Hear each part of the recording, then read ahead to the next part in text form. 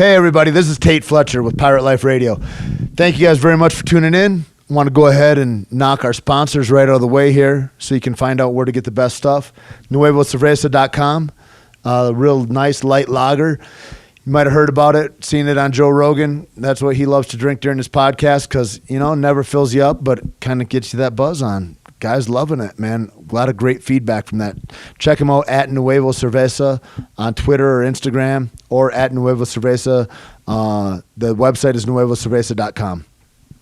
Also, in Santa Fe, New Mexico, or if you're just looking for different workouts or what's happening, UndisputedFitness.com. Undisputed houses strongman programs, CrossFit programs. It's the first Caveman Coffee Cafe is housed there, and 10th Planet Jiu-Jitsu in Santa Fe. 10th Planet Santa Fe, we've got newly promoted black belt. Ruben Rivera is running things. Newly promoted brown belt Nate Harris is down there holding it down always, and we do stick fighting on Sunday if you guys are into real savagery, and that's where I got my first taste in martial arts, was with Arlen Sanford. So UndisputedFitness.com, check them out. Undisputed Fitness, or it's at Undisputed Fitness on Instagram and at Undisputed Fit on Twitter, I believe. Also, Deuce Gym. My gym in not my gym, but my friend Logan Gelbrick at Functional Coach is Logan's joint, and he's got all kinds of nice pictures. Sometimes he even posts somebody as good looking as me on him, and sometimes he posts his girlfriend Lindsay Matthews, who is a legitimate doctor and runs BirthFit, and you can find her at BirthFit if you're a pregnant lady looking for help. BirthFit's a great program that Lindsay developed and deals with postpartum, deals with kind of the event that giving birth is, which is that to me that's like a fight. Like, I can't imagine what wrestling an 8-pound human out of your body is like, but I would think that a bitch would want to be prepared for that. And that's kind of what Lindsay does with BirthFit. So you can find her at BirthFit or birthfit.com. Anyway, I don't know how I got onto BirthFit because I'm not pregnant, nor am I intending to be. But anyway, that's what happens also at Deuce Gym. Deuce Gym, at Deuce Gym. DeuceGym.com. DeuceGym.com is really a place I like to go all the time because there's always inspirational blogs, man. My friend Logan, he writes some of the best stuff, like little insights that he has. When you're thinking through the day and you're like, oh, that's a cute little idea I had. I really like that. That's really smart. Well, Logan actually writes those down, and then he fleshes them out, and it's some beautiful inspiration there. Check him out, DeuceGym.com, and also great workouts and all that kind of shit. Right across from Whole Foods on Lincoln if you're in the area. You can also pick up Caveman Coffee products there. Logan also does a fish oil, actually, O Nutritionals, originalnutritionals.com or at O Nutritionals on Instagram or Twitter. But that all brings me right into Caveman Coffee, which is the most wonderful elixir that the gods have ever brought together. A single estate, single origin coffee bean out of Colombia.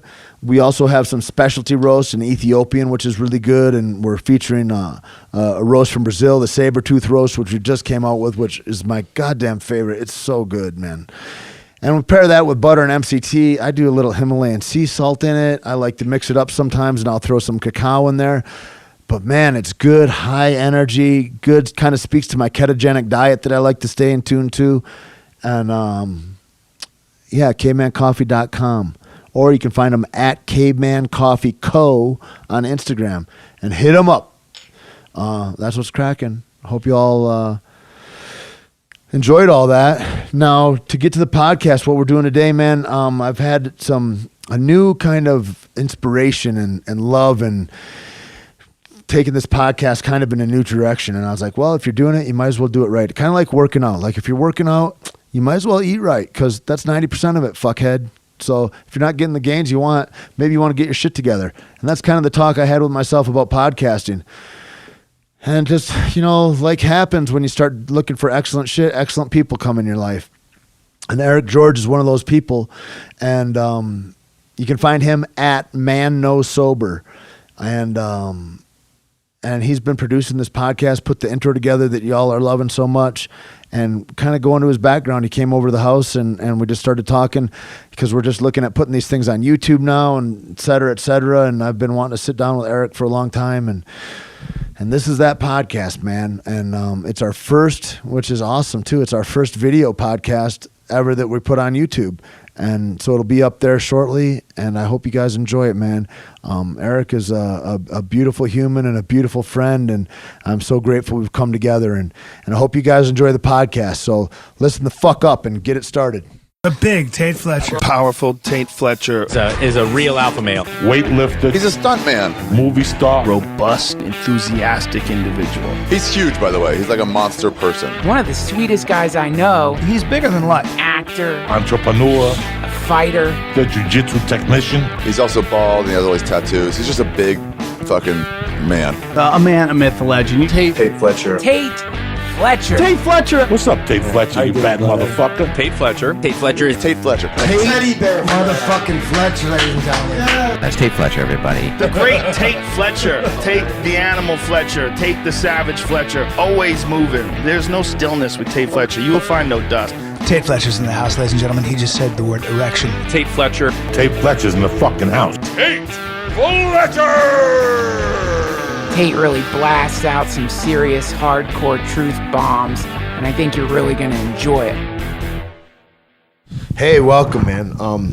It's great to have you here, Eric, and thanks for all your help. And I've been wanting to do this with you just because your voice is sweet like molasses, but also like you've helped so much with this podcast and being able to put this out there. And you know your background. I just wanted to kind of introduce you to people too, and let motherfuckers know, like you know, if you like the new intro or if any of that stuff, like where that all comes from, and you know, welcome. I know we met in Santa Fe a while ago because of the Joe Rogan podcast, right? Well, it's funny because originally I was listening to Terrence McKenna. You know, I've been a fan for his for a long time, and as you keep researching, and I came across the name Joe Rogan. I had no idea who it was, and of course, then it just led all on and on. Once you get into that rabbit hole, once you jump into the Rogan rabbit hole, right? For sure. Yeah. And then I think our tie, like as far as friends, was you know, my lady. She's been here forever, Santa Fe native. I think I first met her. Yeah, and then she'd actually lived with Maynard for a little while. In like '98 or something, because of Maynard. Yeah, maybe even in San Fran they lived together out there when he was out there for a little bit. So, you know, and then I think I saw you and maybe Heather at Cowgirl, and I was like, right. I got to say hi. And I think Maynard was there too, so I had to just introduce myself. And, I remember Yeah. Anyway, so cool, we were man. doing a gig that night. So yeah, it's cool. Cool. So you've been a musician for a long time, and what got you into music? Was your family musically inclined? Yeah, both my grandfathers were super talented dudes. One played all instruments, couldn't sing that well, and then the other one was like this country crooner, you know, where he'd just stand up there and sing. Had his own radio show back in the 50s, you know, in the area. Imagine what that's like. Amazing. Like in the 50s, they have a radio show. It's like now, like any dickhead with a microphone can have a show, right? But exactly. Like, yeah. God damn, you had to be about something if you. It was amazing, That's and crazy. it was a town that was on I-30 and those northeast. are coveted spots. Totally. It was like a Northeast Texas small radio show, but it was on this major thoroughfare from Dallas to Arkansas up through Nashville, and people would just stop in and talk to him. He'd sing some songs and stuff, and there's some cool shots of him with just traveling guests and stuff like that. Super cool. And then, so I actually started playing drums first. I was a drummer for my family's band when I was like 10 years old. I started. So, I mean, I would set in with the band. So who else was in your family? My dad played bass. Of course, my grandpa would sing a few. By this time, he was in his 70s, maybe, you know, maybe 60s. And Uncle was like this George Strait character. And this is like early 80s, mid 80s, you know, so we do all the VFWs and all these things, you know. And, that's awesome. I talk to my musician buddies about this all the time because I was making about $50 to $75 a gig in the early 80s, and that's about what we still make. Right. It's crazy, isn't it? Yeah. But yeah, man, I mean, and the one thing that we did as the band, is me and my dad housed the band trailer. So I was always the guy with the gear. Right. Mics everywhere, cables everywhere, and you learn how to do all that stuff out of necessity, really. I bet you learn how to get organized too. Totally. You know, like you learn different ways. A snake pit of you learn ways. It seems like you put cables in a box and they just get together. Yeah. And it's like, wait a minute, I put you in here, I'm clean, you know. But I worked with this guy up in Chicago where he was a drummer, and he was a roadie for somebody for a little while, and he showed me a new technique on how to rap them. Maybe I should do a video on how to do it. But yeah, you should. They never get tangled this way. It's amazing. Sick. So anyway, but yeah, man, I just like, from an early age, I was playing and around music, and so it was just inevitable. And then I kind of switched over to guitar like at 16.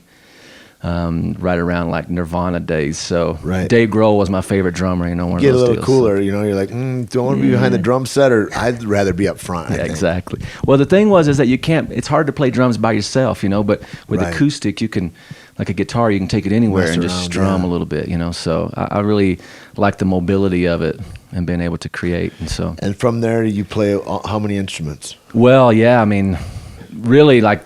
Professionally, I can do like drums and guitar and sing. I mean, singing is kind of like my, I mean, I don't really consider my voice that good, but people, like they how like hard that is part, it to be playing an instrument and singing at the same time? Is that like patting your head and rubbing your belly? Kind of, but if you're a drummer, you're kind of used to that. You got you're working 4 different limbs. Yeah, it's like a drummer's like the Muay Thai fighter of music, kind of. Right. This one's doing this. This is doing. Yeah, exactly.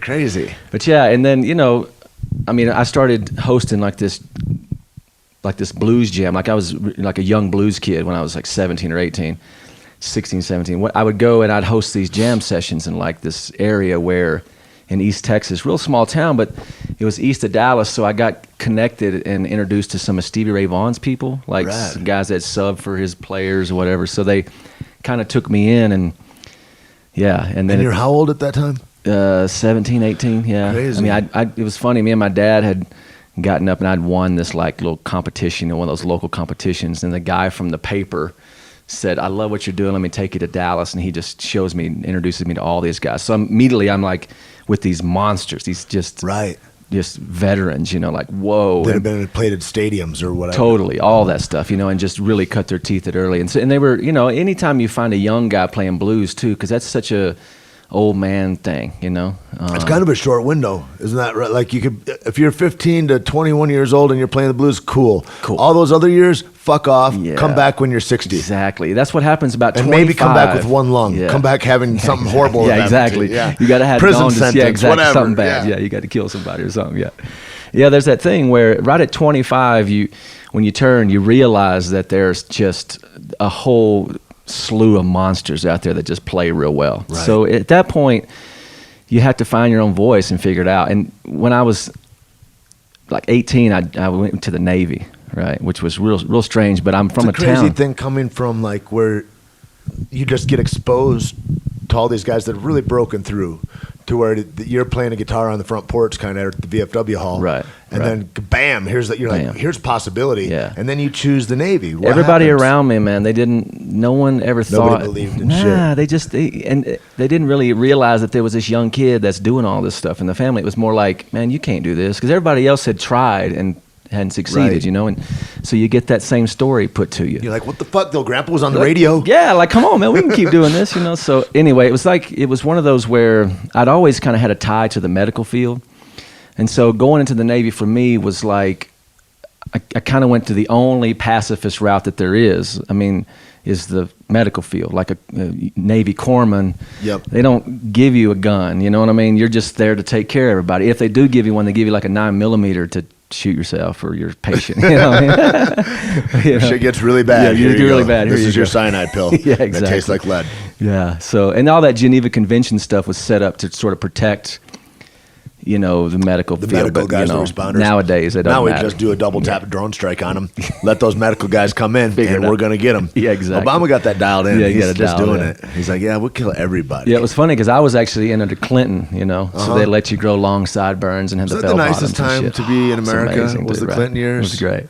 It was great. I mean, how are people even mad? Like a blowjob. You got mad at a blowjob? Yeah, who's mad at a blowjob? Yeah, exactly. Like, come on, man. He's a president. God damn, and you've seen Hillary. You know what I mean? And that's the problem probably with Bush and Obama, not enough blowjobs. Oh, and now we're at war all the time. For sure. If those guys were more relaxed. Mm-hmm. I agree. A nightly bowl. Yep. To put them to sleep, like take little a big weed and a blowjob. Hit. They should have that in spades at the White House. Yeah, it should keep be those like fuckers calm. Part of their package, like this is what you get when you win. Like, oh, sweet, I'm going to run now. And I think Putin's over there, and he just eats mushrooms or something. He's like, these people just don't get it. Yeah, they don't get it. He's like, I'm going to have to take them out. Yeah, exactly. Well, it's crazy, man, because I got stationed in San Diego. And for music for me at that point was still, I was still trying to go out and play and all that stuff. But really the big moment was I was supposed to get sent overseas, but something happened to where I got sent to Chicago. And dude, I am 22, and I'm going down to Buddy Guy's Legends like 4 or 5 nights a week. And I went from open mic, like not even getting called up at open mic, but I kept consistently going, showing my face. Or whatever, to all the way to having my own night, like opening up for Buddy, playing there. I mean, how huge is that too to suffer? Huge. Like that. A couple years, but you got to stick with it. Well, that didn't take that long. I was looking at those guys, Tony Hinchcliffe and Red Band. They do this show. I think it's called Kill Tony. Yeah, and it's a neat deal. Like they have this, they give comics the opportunity to come up and do a minute and kind of hone their stuff. Yeah.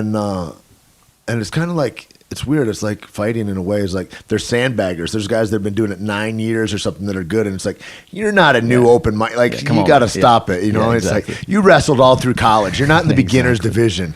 Yeah, man. What was amazing about that deal was the house band that hosted it, dude, they would just annihilate the room. I mean, the whole band was kicking on a different level. So you better. And you're out there like, fuck. Well, how am I going to do this? Yeah. Well, but that's the thing is like I say, you staying in the cut and just being there and being like, they're not calling me up. I'll be here next week. Coming next week. So there's friends of mine that I just met, and they, introduced them to Tony and Red Band. They're like, cool, and they're like, just keep coming. Sure. You didn't get called up this week, and that's the thing is you got to suffer and be like, it feels like you're being unappreciated. That's not the right word. I don't think you're being unappreciated, but it's like the universe just rolls on its own thing, and like, and if you're not present, you don't get picked. Well, there's something to learn from that. I mean, I could have easily said, "Well, fuck this, I'm not doing it." Exactly. But I know how this open mic. I know how it works. You just got to keep pushing. It's just like a good life lesson, It's cool. So then you get brought up military, on stage. Yeah. Well, then you get brought up and you just kill it and do the best you can, and it's blues and anywhere that like rock and roll world,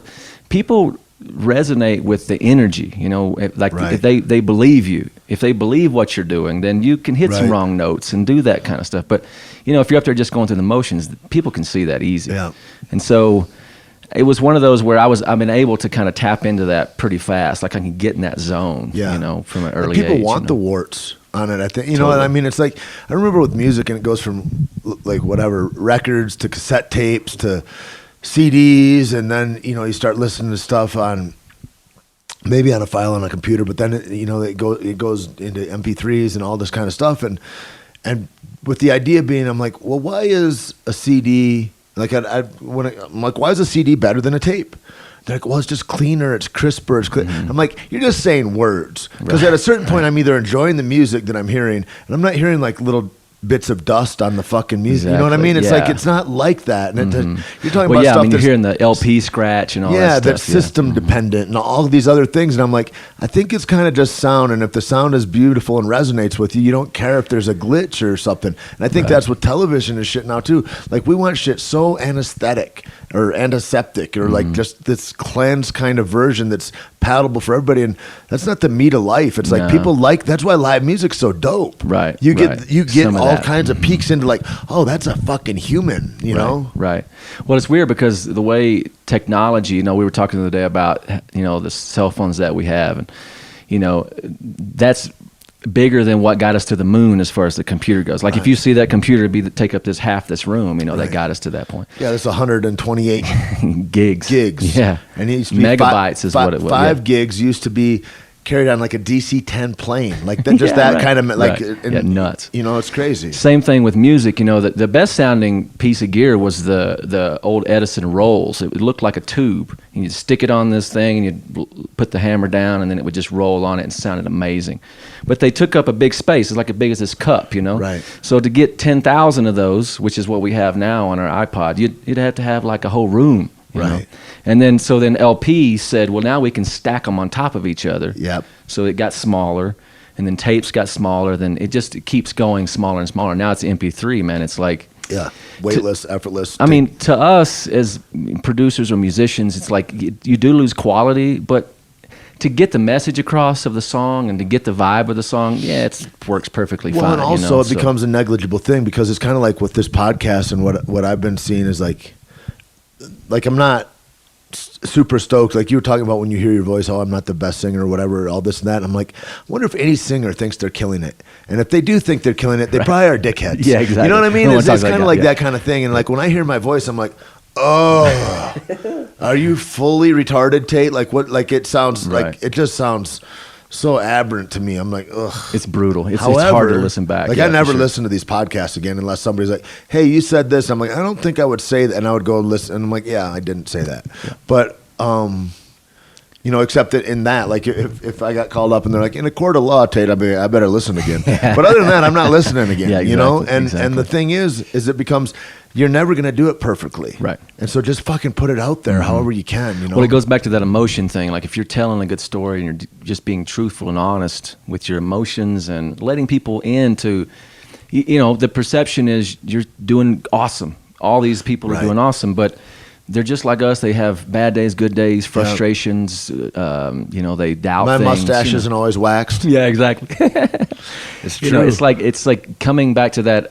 If you just put out the emotion and the integrity of it, and if that's coming through, man. Yeah. Whatever. You know, like Bob Dylan was a terrible singer, but people loved his lyrics lyrics and dude, some of that we were shit, at the Cowgirl the other night, and it was karaoke night, and all these songs are getting butchered. AC/DC just torn apart. Of course. And then Adele or somebody tries to sing. I'm like, how are you trying to sound like? Come on, stop it. And then Bob Dylan comes on. I'm like, kind of killing it. Yeah, kind of doing well. Like you could be horrible because that's what you're supposed to be if you're mimicking. Yeah. You know, like there's a guy in Nashville, John Prine. He's like a real famous song. Same guy. You know, and it's like he's just barely holding it together. You know, but it's amazing. It's like one of my favorite artists, though. Great. Well, and I think Totally with him, he's like a Tom Waitsy guy in that way. There's it's the writing, right? It's like totally. He's a real poet. The way I mean, I love the writing, dude. Right. I love the words more than the melody. Sure. Well, there's some of that, you know, when it's just acoustic and guitar or just acoustic and voice. And I don't know, man, there's something pure about that. And a guy like Prine gets up in front of 10,000 people and does it. You're like, whew, it's amazing. Yeah. So he doesn't need any fluff no or band, circumstance in order to kill it. Electric guitar, all that stuff, you know, no Slash backing them up kind of thing. Yeah. So, yeah, it's pretty amazing. That's dope, man. That's a different kind of confidence, I think, too, where you're like, yeah, no, I'll be good on this, or you're a perfectionist to the point where you're like, I don't want anybody to fuck it up because here's what I want to express, and if you put your flavor in it, it's going to change the taste of the stew. Right. Well, but you know, like a guy like Prine, I mean, one of his biggest songs was that "Angel from Montgomery," which Bonnie Raitt did, and all these. I mean, it's pretty cool, I would assume, to hear somebody doing with her it. too. I'm sure at some point, but I think later. Exactly. But she just heard the song, and she's been touring, man. She was touring with like Muddy Waters and Willie Dixon, some of these amazing old blues artists when she was really young. So she's been playing on the road for, now probably 40 or 50 years. Jesus. You know? Nuts. Tiresome. She was one of those young, hot, like crazy blues artists that was like, what is she doing? This is crazy. You know, Energy, it was man. So odd to have Think about a lady that, what in it that takes world, to, especially being a lady, everybody trying to fuck you and all that shit. Like it's got to be harder. I don't envy a woman at all. It's got to be. But then to stay like kind of like spiritually centered or correct or not to get all lost in it all, so that you can, because I mean, the only I don't know, when I start looking at people that have fame or that have like success or whatever, and I go, and you think, well, people are like, well, they're on the upswing, and then everybody says, well, he's done now. Like there's that, you know. Spectators say that shit about people that are doing stuff all the time. They're like, oh, he's done, he's washed up, it's over, you're 15 minutes, et cetera, et cetera. Right. But I start looking at it, and I was talking to Joe about it after he did a show in Dallas a few years ago. And I was like, I've just been chewing on this, and I think that, you know, it can get better and better. Like, I was always waiting for the other shoe to drop all the time. I was like, this isn't going to last, or whatever. Right. But goddamn, you know, then it keeps getting better, and I'm like, if you just keep yourself in the right place and you keep really staying around people that are telling you the truth, and you keep kind of, you know, trying to break your ego down in whatever way that is, do something scary every day, all these different tools that I use, it could go on forever. The problem is you get some goddamn huge amount of money or whatever, or everybody's saying, no, you're doing great. No, even when you're sucking, and or you're hurting other people, and nobody meant, like, that's the part where you end up shoplifting at, you know, J.C. Penney or whatever the fuck that Winona Ryder did, or whoever, you know, whomever. It's like you get into these places where it's like you fall apart. Well, I think that especially for, or you live with the Kardashians, and then shit gets funny, and then you're gonna try anything. You're either overdosed and end up in a whorehouse somewhere, and through no fault of your own, or you die of cancer, or you fucking got to walk in shift and stilettos become a woman. like that's bravery right there. Just Be walking. hard, the damn especially thing. what is he got to weigh? Bruce has got to be 180 pounds anyway. Right, those That's ankles. a lot of weight He's in working there. out those ankles. Good thing he's Olympia strong. Anyway, No, I think that there's that. It's maybe someone told me somewhere where there's a definition of artists in the somewhere. And it's like feast or famine, Yep. ups and downs. So Yep. you realize that there's up and down, maybe financially or just how much you're working here and there. But if you stay true to it, man, you know what I mean? It's just like Yeah. that fighting mentality. If you stick to it, you're going to get your moment in the ring. Yeah. You're going to be able to show and off the your only skills. reason you'll stick to it is either you're a psychopath or you're in love with what it is you're Right. doing. Yeah. And that's why I love, like we talked about that Alan Watts clip, fall in love with what it is that you're in love with. Let yourself, because so many times we know what we're in love with, and then we hold back because we go, that won't work. We start to think, our little fucking rodent minds thinking that we know something, Right. we start to think of how it would fall apart because we always look at the dark side Totally. of shit. And it's like, you fall in love with that thing, man, Yep. and let that love grow. And when that blooms, those are the people that have the most beautiful lives that I've ever seen. Totally. And you got to believe that. Well, right, You and know? and there's something to be said about, like, as a musician. Talking to another musician about this, it was like we're like steaks that will get better with age. You know what I mean? Like, you just keep Yeah. playing and keep doing your thing, and it's just going to get better. You can't. And that's it's like hard comedy, to not to. I think, in that way. It's Same like, deal. It's like we were talking the other day, and I forget who it was. Well, comedy, you're only going to get better and better and better. Right. With fighting, you're only going to get worse. You can get better in some ways, but your body's not going to keep up with you. Yeah, and right. and so there's going to be diminishing returns at a certain point, and then you're like, well, how else do I get this? Because really, it's putting yourself in this crazy situation to go, how am I a master of this or not, or scared, or Yeah. who am I now, and all these things that flood your mind. You get scared, you like extra. But when Well, you get, can become a master at that, right? Like controlling your emotions Right. and your mind. Like, there's, and then also when you get keep good at working on that, that's shit. not the thing anymore. Mm-hmm. If you get awesome at fucking jiu-jitsu, that's not your thing anymore. You better try something else. You get awesome at it's Greg Fitzpatrick, Fitzsimmons, yeah. Comedian. fucking great guy, yeah, comedian. Yeah. Hank. That's it. But sorry, my dog was digging a hole through the carpet. I don't know why. He gets feelings. Yeah. Anyway, talking to him, and it's like, the thing that would scare the shit out of me, he'd be under the lights and talking to a crowd of people and go, and all that excitement and adrenaline would come up for me. He's probably just dead inside at it. He's Yeah, right. so He's done good it so at it. many It's times. like, man, I can mail it in and make these people howl. Yeah. It'll be all, and so it's like, then at the time when you get really good where you're comfortable, you got to get into the next thing that's uncomfortable, because nothing grows in comfort, not Yeah. shit. You No, know? I agree. I mean, that's the thing. I think that's a great philosophy that you put out, and it's just like that. Say yes to more things and try more things, and Right. then follow that uncomfortableness, because Right. there's something there that you need to learn from. Yep.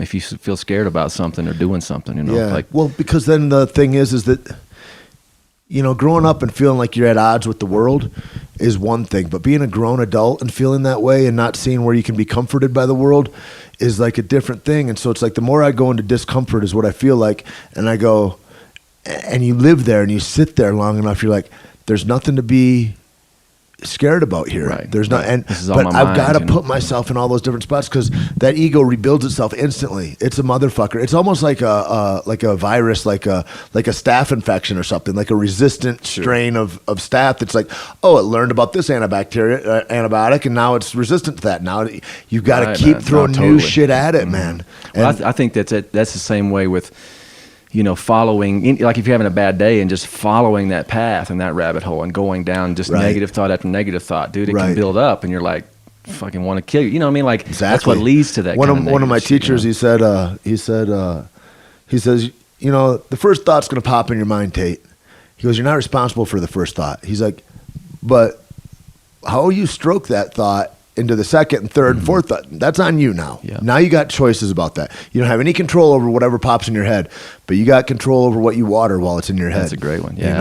absolutely. It's huge. Those lessons, man, are huge. Huge. I only get those Huge. lessons through despair, unfortunately. That's why I got to write a book. Yeah, exactly. Well, I think we still only get them through despair. You'll just be like, oh, I remember reading that book. That dude was right. You'll look at that reflexively and be like, yeah, okay, yeah. Well, that's what's great about, like these conversations and podcasts, like this kind of knowledge, or this kind of, it's like a philosophy, that you can explore throughout the rest of your life, and these are challenges that seem to bridge gaps between all kinds of fields, like fighting, or musicians, even like medical doctors. What I kind of been trying to come up with this like thesis statement on: is there common ground in success? Do they all, like successful people, do they have like all the books that we see, like 7 Habits of Highly, like that kind of thing? Is that shit true or what? Yeah. And is that do the they same for a cross basketball over? player as it is a golfer, as it is a musician, as it is a businessman? Exactly. Yeah. And man, putting yourself out there seems to be the first and foremost thing in uncomfortable situations, and overcoming that, and sticking to it, is a big thing. Yeah, the discipline. Being a relentless seeker in those ways. And I do think that's the stuff, like what I've really found through these talks, moreover, and through listening, is that if you become excellent at something, at the one thing, then you've got talking points with other masters of other realms, right? It's like, seems like if you're a master at martial arts, you also totally relate to everything that the violinist went through, or everything that whomever. It's whomever. like, and it becomes that thing, and which is trippy. Like I ran into these heart surgeons, and we just had this long, beautiful conversation, and it's we couldn't have chosen more different paths. Right. You know what I mean? Right. But it's like, and they were as blown away as I mean, maybe more so, because I kind of was in tune with it a little bit at that time. But they're like, God damn, how we've got all this stuff in common with a guy like this. And it's like, it's a beautiful thing, because we're not dissimilar in those things. When we attract excellence, fuck man, that's the same everywhere. It's like that macrocosm of excellence or ability is like mirrors everybody else's that's in whatever field they're in. It doesn't matter. Right. Well, I mean, to be a basic surgeon, just a general basic guy, it's 15 years worth of school, To be a heart surgeon, it's tons more, So I mean, like if an artist or an entrepreneur or anyone puts that amount of time in every day, going to medical school, going to like all the things that they have to do, sheesh, man. Yeah. The one thing that I've always thought was that they have the advantage of knowing that if they stick to it long enough, they will be a doctor at some point they graduate. Right. But if we, as artists, stopped thinking that way and just said, we're going to commit 12 years like a surgeon, and I'm going to focus as hard as I can. I mean, then it's up to, you know what I mean? Like, one of the differences, I think, too, with being a surgeon is like, why do people do that? Or whatever. And a lot of it is like, well, my dad was, or like, there's all these other reasons, right? It's not like my passion is to open up the arteries of the heart for guys that have heart. It's not like, that's not like a passion of anybody's. Like, I mean, it can be like where you nerd out, but I feel like that kind of nerding out on the body is like, it's kind of like the way my mom would like to pick zits when I was a kid, and or something like that. It's like, that's like a.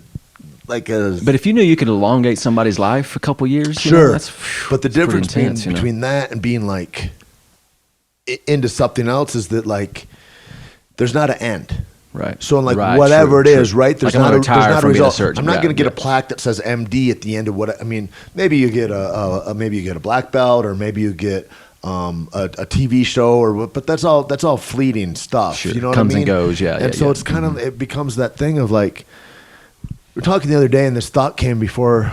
It was when we were talking with Dwayne and Keith, and I was driving to meet those guys, and I just started thinking about, there's so many things that get twisted up in how we say it, and like guys are like, I gave my whole life to this, or I gave my whole life to this relationship. I can't believe it's always in a defensive posture and kind of aggression, like I want it to pay off. I want it to be better. Whatever. And I'm like, I think that it seems dramatic at the end of it, whatever, to me. Sure. And dramatics seem silly and unmanly. But also, I look at it and I think you should give your whole life to everything. And what is your whole life? And your life is this moment.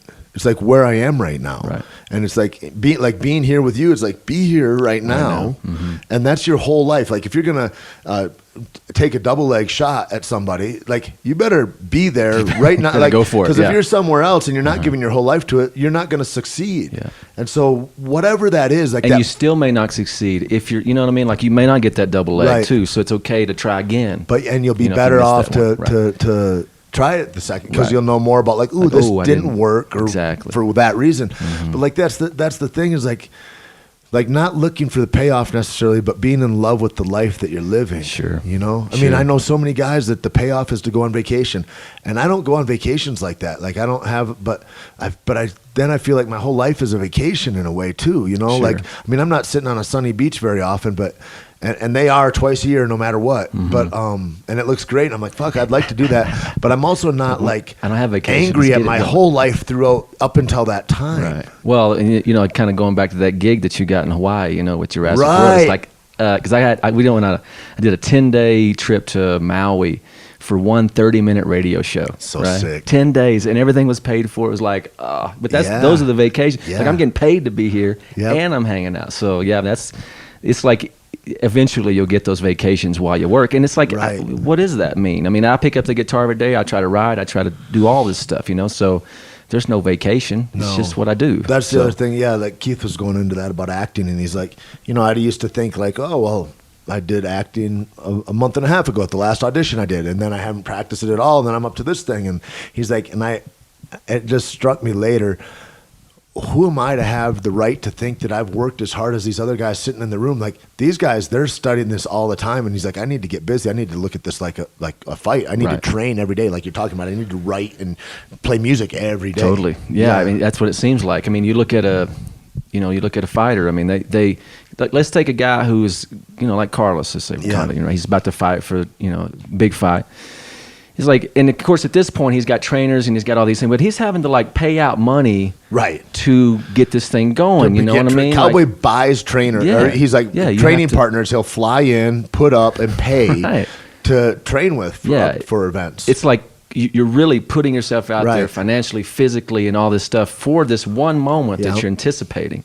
You go, and yeah, everybody wants to win, and we do know winners, but the potential to not is still there too. Right. You know, and it's like jeez, man, that's Crazy. crazy, dude. Crazy. It's a whole nother world, man. It's Well, and beautiful. and I look 'Cause at it's those. all amped yeah, up. Totally.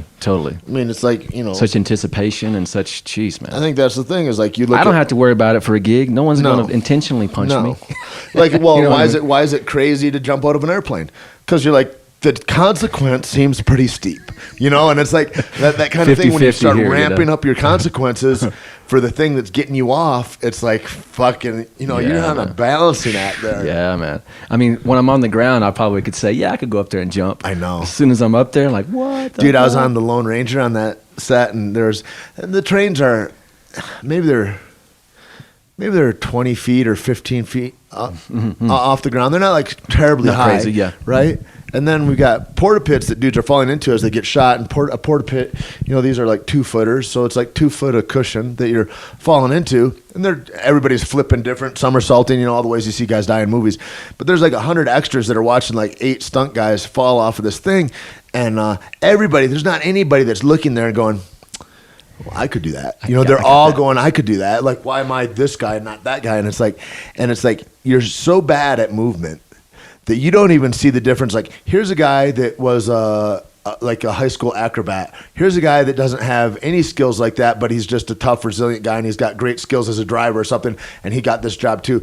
Here's a guy that does high falls from 200 feet in a helicopter onto a fucking top of a skyscraper. Right, Like, right. talk about consequences. I'm in a moving fucking and there's those guys are all the guys we're looking at. And I'm like, Yeah. you can't even see the difference in those guys, and you Right. think that you could do that. Right. And it's like that kind of thing about looking at like what excellence is and what, you know, where it's not, and the room to grow inside Well, there. and when people make it look easy, that's like the genius And that's part. the You know, it's thing. like, dude, you don't know how hard that is. I man, watch you know? play fucking guitar and sing. I'm like, doesn't look like that No, big. okay. He's just moving his hand, right? Like, and then you start looking and you're like, there's this much space between Yeah. the strings, and he's got to hit those strings and have his like. Yeah, or drums too. You know, you're like, oh, that looks easy. He's just laying that beat Yeah, down. yeah, It's yeah, like, yeah. ooh, I don't know, man. I mean, Drums, I think, look like that because you're beating it up.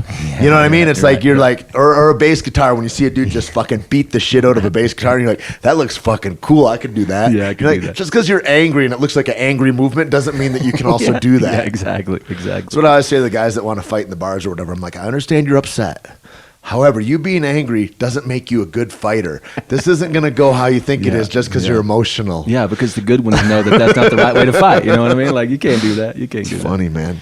Yeah. Yeah, man. So, so after Chicago, man, I actually got this development deal through Universal to go to Nashville. Sounds fancy as shit. It was amazing, dude. Like a month later, I was in like Michael McDonald's studio recording. Like, it was insane, man. And everybody Insane. says Nashville's the shit too. Like, It's an amazing town. I mean, it's crazy right now, man. It's grown so much. Tons of artists move there. beautiful, man. You know, good winters, good summers. I mean, you know, it's still at the South, you know, so it's hot and it has all that weird. And super polite people, though, super too. polite, yeah. You know, unless you look a certain way or unless you you're don't black believe or in Arabic, Jesus or and then whatever. it's you not know. good. Yeah, but whatever. You know. cannot believe in Jesus, but you can't say that you don't believe in Jesus. Exactly. In the South. Don't be putting Xmas now. Don't be right, saying right, that. Yeah, right, exactly. right, right. But you know, man, and then it was weird because I started maybe 2 weeks after that, I was like on a tour bus going to Charlotte, North Carolina, like on one of those big ones. You know, I was just playing guitar for this one group through this deal. You know, and it's like you see that and you're in that world and everything's going. And of course, here I am sitting right now, which we know that at some point they didn't buy into what we were doing. You know, they didn't. You know, they didn't like the gig or whatever. You know, whatever it was. You know. So at that point, again, you just say, well, this is over, fuck this, I'm out, you know, but you realize, just like that steak mentality, where you just got to keep going and keep pushing because, you know, you're only going to get better. You just keep writing and keep working. What else you know, are you going to do anyway? Because if what I am is a musician, if what I am is like an artist, like I'm going to work in a machine shop now? Right. Like, no, I'm going to be an artist still. Like, even if I'm working in a machine shop, my off time, I'm going to be doing my thing. Exactly. And that's where that sort of ups and down, feast and famine comes from. You know, it's like you just got to figure out how to ride that, you know, physically, mentally, you know, in your world, you know, and just keep going. I mean, there's no end to it, really. Yep. You know, so I don't know, man. It's like, it's a trip, you know, because when you're on the other side of that, you know, you start, like you were saying, well, there's a guy whining about this or that. And shoot, man, I'm like, are you talking about me? Because I feel like that sometimes, like, because you know, you play in front of 100,000 people. And you feel that, and you see what that feels like, and you're like, whoa, this is insane, you know? Yep. All the way to a club down the street here in Santa Fe where you're playing for, you know, Gary Blackchild and the bartender, you know what I mean? Like nobody's in front of you. Right. But at some point, I think I started... Not that Gary's not anybody. Yeah, Gary. We value you. Yeah, yes, thank you, Gary, yeah. He's dancing his ass off, you know, anyway. But that's the thing is, like, I saw a little meme on the internet today, and there's like, even if it's not about the audience, it's about what you're doing. So you just keep killing it. There's a little boy playing the harmonica, and his cat's just looking up at him, and he's on the stoop in New York somewhere or whatever. Exactly. And it's like, you know, and seeing, like, I saw Jono and whoever that dude is, Chris from the Spin Doctors or whatever, huge band through the 90s and all that. They played to 15 people or something here, and it's like, it's just like that. It's like you're either loving what you're doing or you're. You have to get in there and love it. And what I've been trying to do with all that, if I have a small audience or something, I'll just make sure that I record and video the whole thing and then put that out. And then, because the crowd at that point, it doesn't matter. I'm pointing the cameras at me, and you know, it's whatever. You know, that's like the auditions are like that. I mean, I hear guys that would like to be actors. I don't really think of them as actors in a way, but they're like, yeah, I just hate the auditions or this or that. And it's like, the audition is kind of the only deal. It's kind of like, and it's a different kind of acting than it is if you're on the job. On the job, there's a lot more latitude in a way. But like in the audition, you got to be good at being in an audition. And like that's in a small room with a camera, maybe two other people. They're just looking at you. They don't look anything like the characters. You don't look like you're in the back alley. The lady's or at a bar talking. or She doesn't even prison. say it right. You know, like all that. There's some lady that's supposed to be a Mexican gangbanger, and she's 65 years old, and you're like, I'm about to stab you, bitch. Why don't you watch your fucking mouth? And it's like you're talking to your grandmother or whatever. And it's like, it's a different kind of thing. Yeah. You know, and like with all of it, it becomes, I just want to be able to be in the audition. I just want to be able to get to the party. You know, that's it. Like I'm just trying to get, and I think all that stuff is like that. It's like reps. You know, putting in the numbers. Putting in the numbers. Yeah, I've done a couple of those. I went down to Joe Edna's office a couple times. You know, how great is she, man? Oh, amazing, man. Yeah, I saw Keith coming out one but day, weird as fuck. At the same time, it's a weird experience. So weird. You're like, okay, so yeah. Yeah, and I remember like I was looking where I was supposed to, and then before she set in, I started like shifting. But I'm like, I didn't she's get there. that. She's petting her dog. She's like, go ahead. I started shifting my eyes. I'm like, yeah, I'm not getting that one. You know what I mean? Because there's that thing when you watch actors' eyes, man, they barely even move. Well, and then it's like not seeing like if you're talking. Oh, yeah. Sorry, guys. That's Hank's hearing Ruben out there. He's got priors for He and Ruben have a relationship.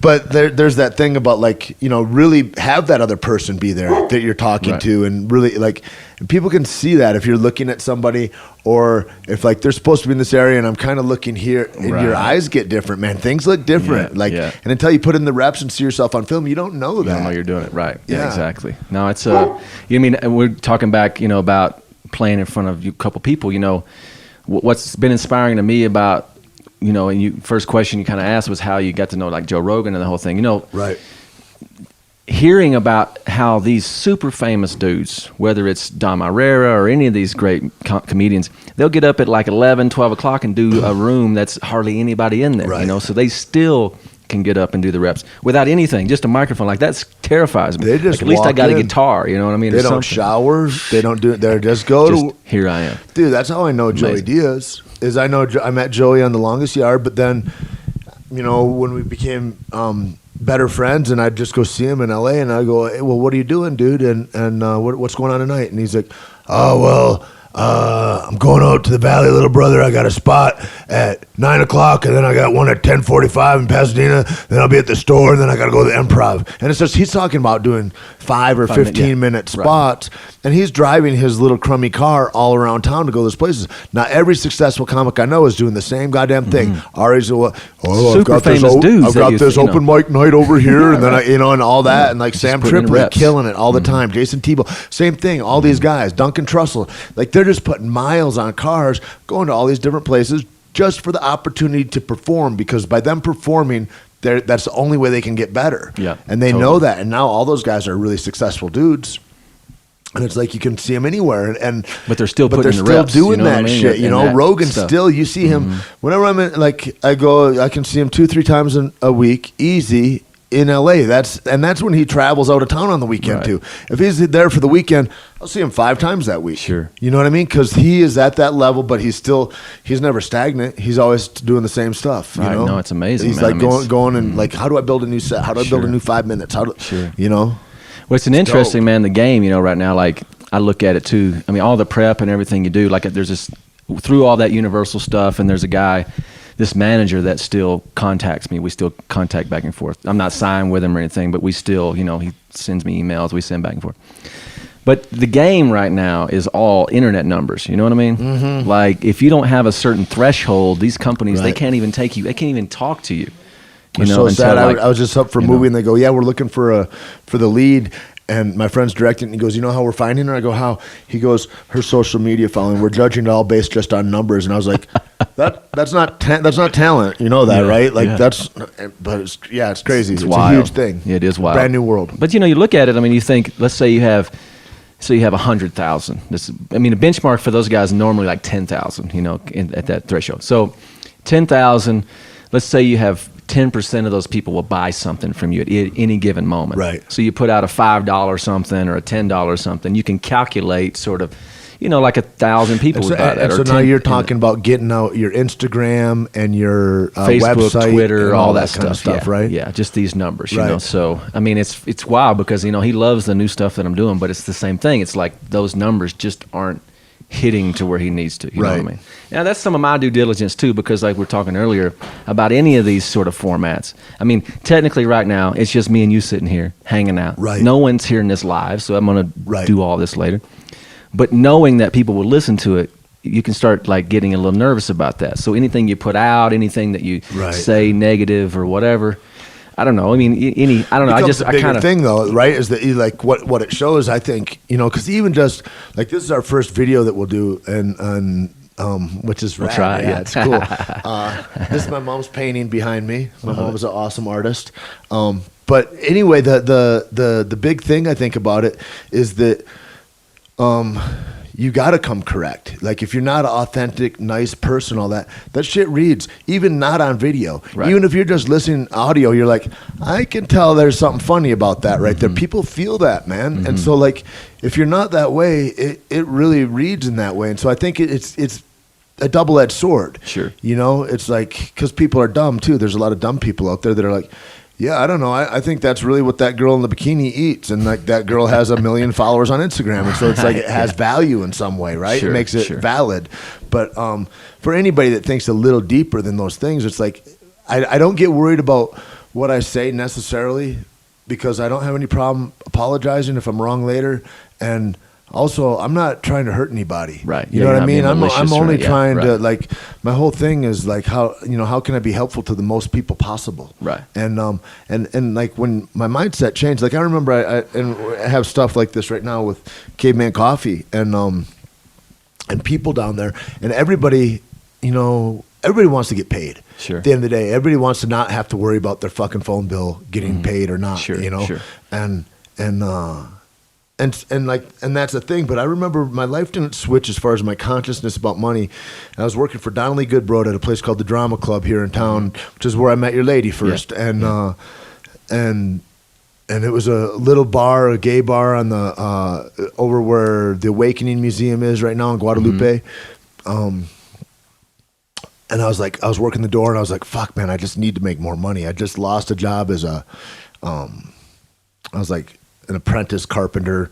I was on and I got in an argument with the general foreman, and I didn't even know that the general foreman hired the carpenter who was my friend who I was working for. So when he was talking a lot of stuff, and then I pushed him, and then this happened, that happened, and then the next day I showed up to work, and my friend Adam was like, dude, you can't be here. Like, you're off this job. I didn't correlate that the one would have the result that it had. I was young and dumb, and anyway, but like I she was having trouble. I'd sit around, and we'd take the garbage out at the end of the night and all that, and clean up the lots, and she's having trouble making the bills, and I was like, and I'm over here like going, I need to make more money. I need to make more money.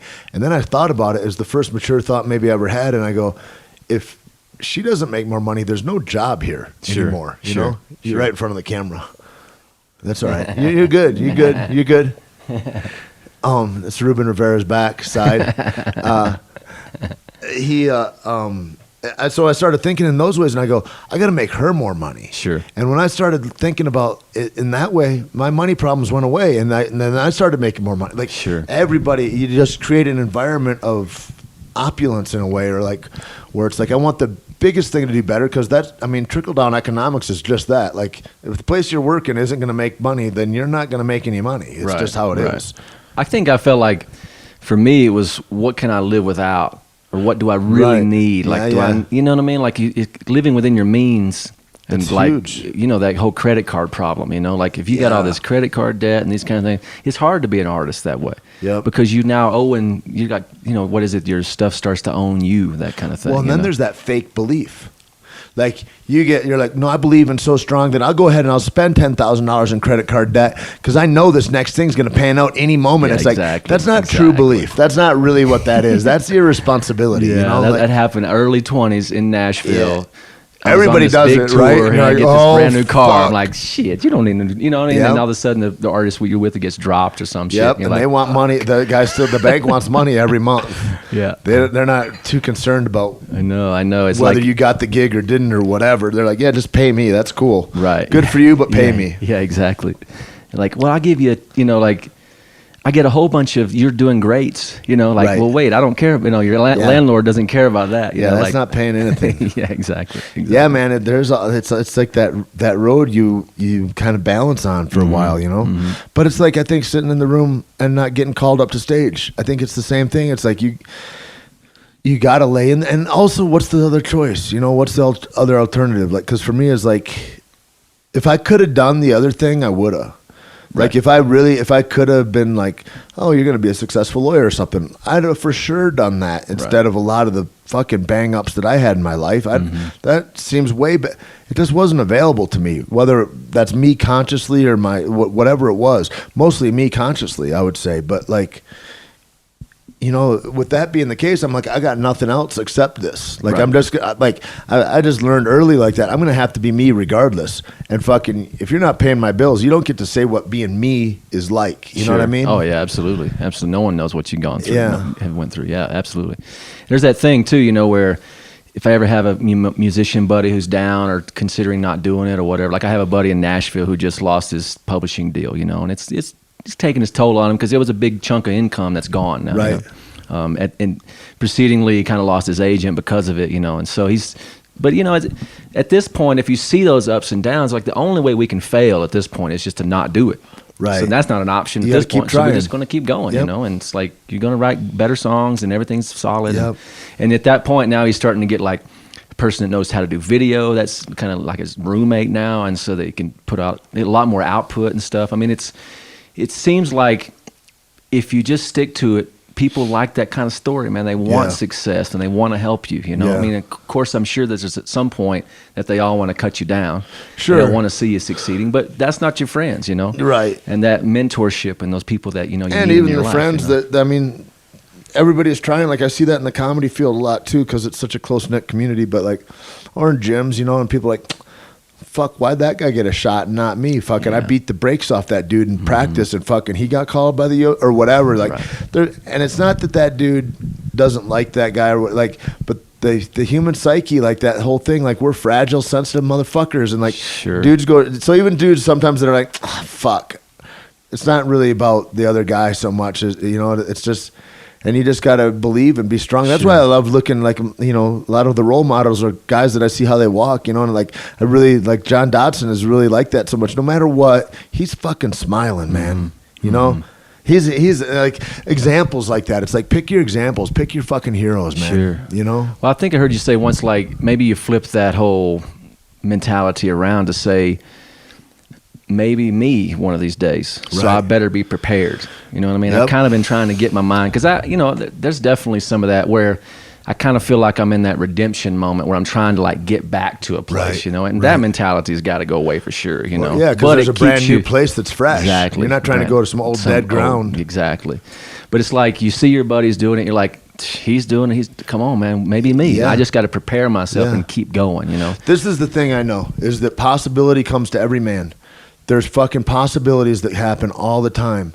And that happens, those opportunities come up all the time to everybody, and they're continually going by the river of life. Right. Right? Always. Always. But I'm not always prepared for those opportunities when they come by. And when that happened a couple times and it stung me, and I was like, I'll be fucked if I'm not prepared, man. Sure. I'll be if I don't have whether it's like you're a comic and you don't have a body of work that's good and authentic and it bites people, like, or whether you're a fighter and you're well skilled and you're marketable and you like all that kind of stuff, or whether like, you know, whatever it is, however it is, it's like you better be prepared for the party you want to go to. Well, because a lot of times you're not even dressed right, motherfucker, and you're mad that you didn't get invited to the party. Yeah, exactly. You better step up your game, homie.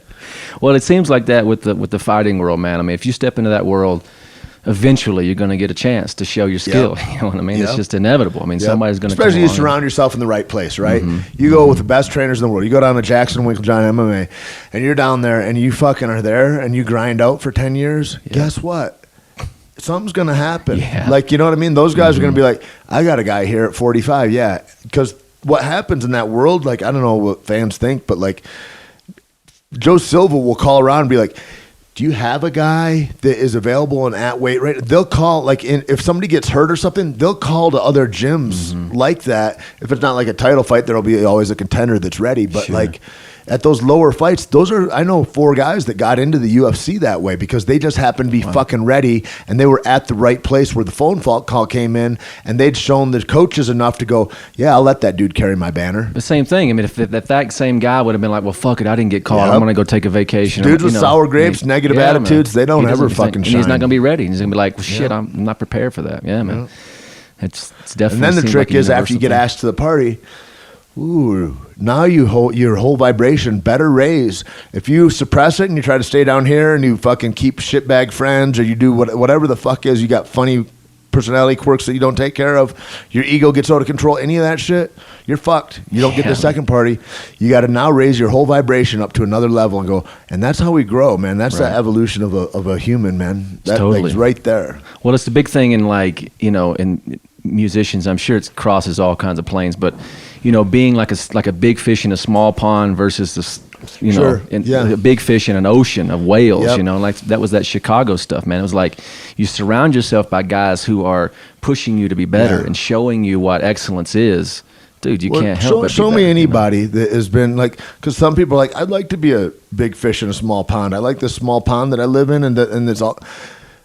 But show me somebody that's moving people Right. That's doing that. Show me somebody that you're like, yeah, that dude inspires the fuck out of me. That's like, there's not those guys that we look to, you know. It is the people that throw themselves into the ocean and are like, yeah, man. Maybe I get swallowed up, because we all know what that fear is like, and we all know what it's like to go, oh my God, he's really trying to swing into the big leagues. Right. You know, Yeah, it's a totally. huge thing. I mean, it's like being the champion of your local regional MMA event versus like you're the champion of Pride back in the day, or the UFC or whatever it is. You know, It's like that's different playing fields. You Absolutely, man. You test those skills, you know, at a different level. Yeah. It's like, Yeah. you know, I mean, and there's something to be said about going and. I mean, no one wants to fail, but it's inevitable. You got to play big, though. If you go, learn something from it. You know, if you want to just have some mundane shit and do average shit, and you need that fucking whatever the thing is that you're like, I've decided, and I blame it on, you know, well, I got kids, I got to do it, or I got to this, or I got to do it, or I got that. Like whatever your thing is that you're blaming on for not attacking your life. Awesome, I get it. Like, and you know, don't let your kids hear that that's an excuse that you use, because they're not going to learn to shine very much. But the thing is that like, if you're going to get in the game and you want to be in the game, like, don't be a spectator and don't just fucking look at the game and then have critiques about it. That ain't shit. Right. But get in the big game. Go all in. Swing at the big leagues. And and then when you go in, even when you fall, you're way better off than everybody else that stayed home. Mm-hmm. It's like your growth is exponential, and that helps all those people. Like everything in my life I look at and I go, how is it going to help other people? Like, is playing small going to help anybody? Is it going to help me, my mom, my friends, my community, anybody that I don't even know that sends me letters? Like, who's it going to help? Right. It doesn't help and anybody. fear seems to hold you there, you know, in that for like, sure. mentality, you know. I'm just like, fuck it, man. Fuck it, man. Well, again, how are you going to fail at this point? You just keep trying. And the other thing is, for me, is like, I'd rather kill myself. Like, I've got such a self-loathing when I don't try that I can't stand it. You know? I mean, it's really like, it's almost like a psychopathy kind of, I don't know. It's not good. I know what you mean. It's man. it's that thing in me that is like, I'm not ever impressed or satisfied with what I've done, and I need it to be better. Right. Like, I always need it to be better. I need it to be more powerful. Do you think that there's ever a moment that somebody gets it? I don't. I don't think so either. Me and my wife were talking about that last night. That old punk rock line about like satisfaction is the death of desire. That's rung in me ever since I was a kid and I first heard it, and I was like, fuck yeah. Like, I'm just never like, it's like there's brief satisfactions here and there, and when I say that stuff, people that don't get it are like, well, that's not a life of contentment or happiness or this or that. It's like, my life is so fulfilled, it's at the fuck, I can't imagine. I've got to overflow it all the time, you know. I've always got to hit the release valve. That's how full my life is. Sure. But I'm never satisfied with what it is. I've always got to push higher. Right. Like, I just seen I've been releasing a couple videos, and my buddy just sent me one the other day. We're kind of pushing each other back and forth, like, come on, man, I got one, you got to get one, and push. That's the thing Keith says all the time. He's like, you're a sum of the 5 people around you. Right. Watch who the fuck those people are. Totally. Well, there's that thing of like, especially as a musician or as a songwriter, you're like, okay, there's this song. Now I'm so happy about it. It's like, well, what's next? You got to, there's another one coming. Well, that's like, I mean, we see it too. Even at excellence, even at people, you're like, holy shit, that dude's on MTV or whatever the thing is, and he's the flavor of the day, and it's like, he never made another song again ever. Right. He just thought he could quit? It's like, weird, right? Yeah, exactly. But that's that thing that feels so good to succeed. It feels so good, and that's why it scares me, I guess, is it can feel so good to succeed at those levels that if you think that that's the thing that you're doing it for, you get lost, and it becomes a real detriment to succeed in that way then, because then you're like, oh, no, I'm stopped. I retire. It's like, now you're fucked. Do you think that, like, because when I look back at maybe this, I don't know, I don't want to call it a syndrome, right? But there's this 20 feet from stardom sort of thing. It's a great documentary about all these the backup singers. And they're just like 20 feet away from that main microphone section, and so I kind of had some of that while I was in this development deal. I was just playing guitar with this other group, and then while we're trying to get the thing going. So you see these big crowds, you see the bus, you see all this stuff, but that's not your bus. That's not your crowd, Right. And there was this one time. You're going to lunch where they want to go to lunch. It's not where you want to go to that kind of shit. Yeah. So, trying to get back to that. And again, maybe what you said earlier is right. You're not trying to get back. There's new ground to be had. Brand new ground. It's like, and that's the thing, is like being in that mystery of going, that's the problem, I think, is thinking that we know where we're going is a horrible problem. It's like, everybody says that, well, pick a destination. Yeah, pick a destination, but know that you're probably not going there. Well, but then some other great thing will happen on your way to that thing. Isn't that the thought though behind manifesting? You know, you're trying to like envision what your best day right. looks like, and then try to like work the puzzle to get. Right. But again, it's never really going to It's look not the like thing that. You know, yeah. it just could be a and glimpse all that of stuff something. too. Like somebody just said, you should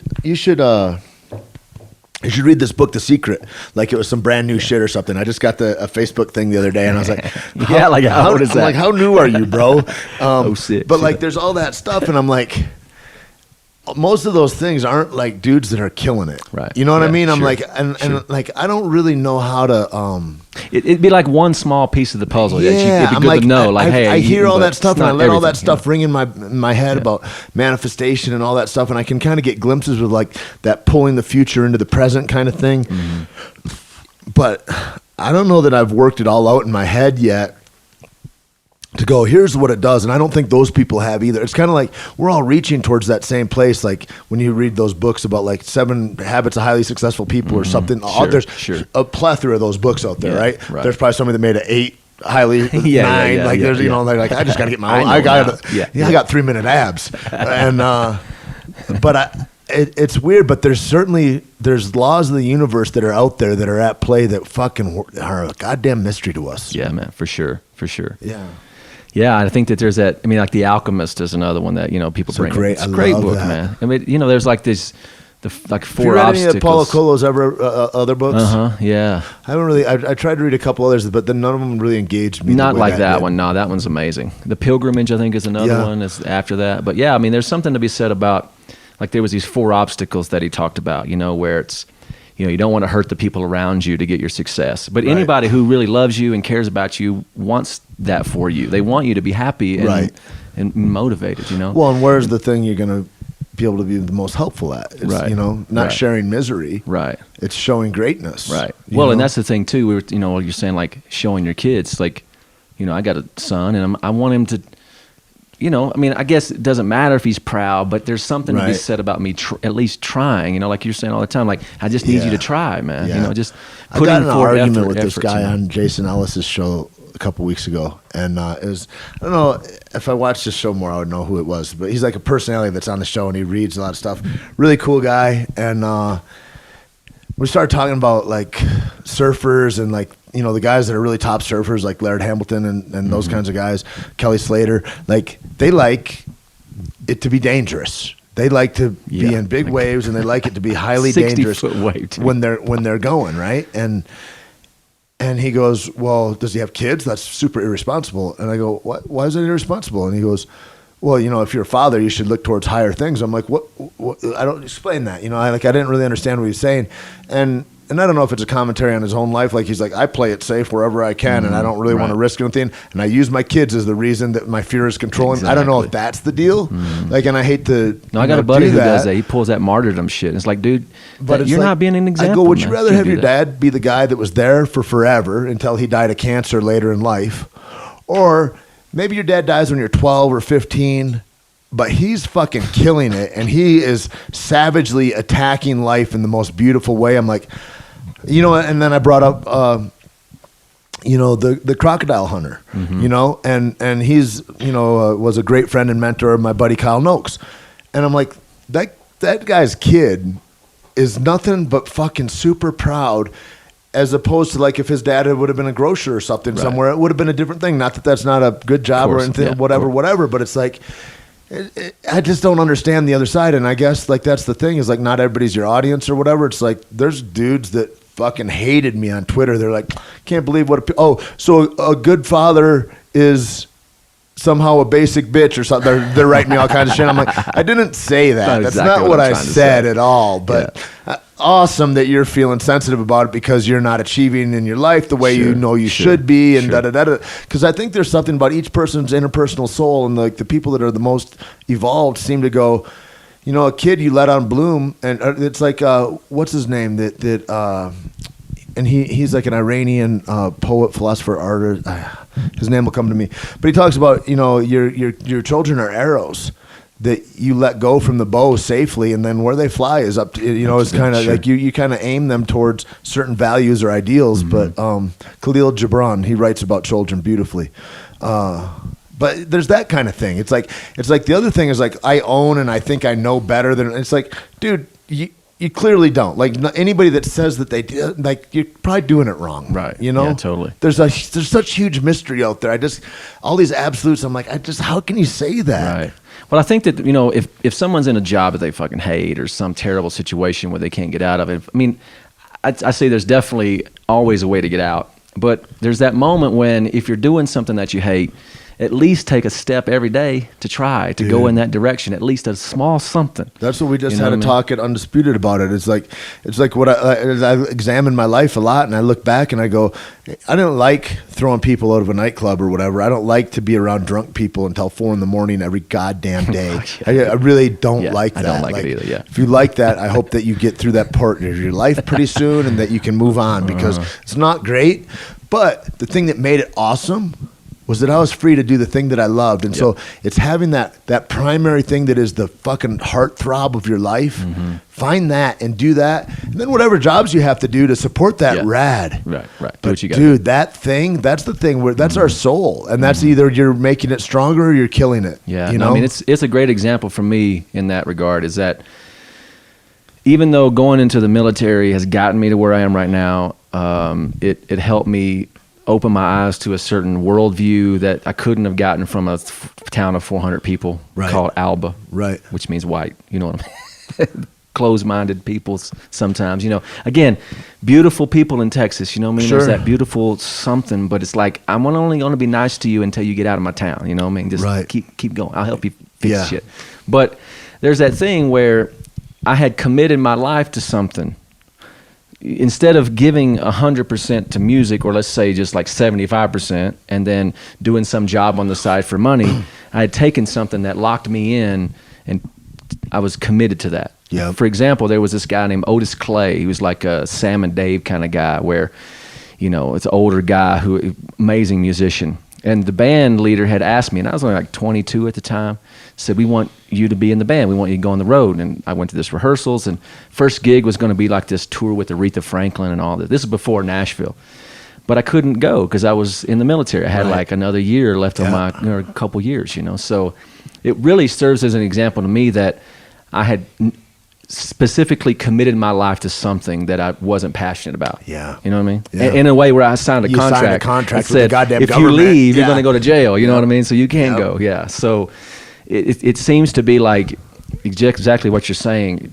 Do what you love to do, and then if you got to find a job where you go clock in or do something, then go do that. But and whatever make it is. sure that you it's not going to be awesome. You don't. It's not going to be comfortable. Whatever. It's and if you're having to put in 40, 50, 60 hours a week, look, an entrepreneur with a new business is probably going to put in 80. So shut up and get to work. 180. But, yeah, exactly. But there's that little step every day. I think just it's an important thing you just said too, is that the thing you commit to is that soul dream.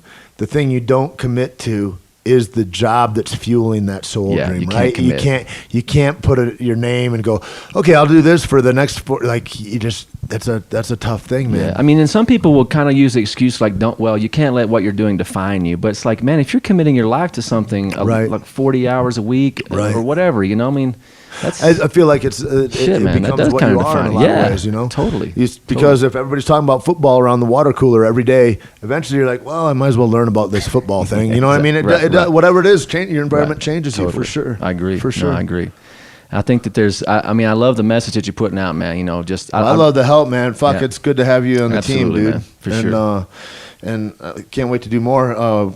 And I guess we'll get packed up and get cleaned up and find out when we're going to go and do this next thing. But absolutely. Appreciate it. This is our inaugural podcast that's going to be videoed. Yeah, some video. On television, YouTube, the new TV. All right. Love you all. Thank you very much. And thanks to man. Thanks for being here. Thanks for being here.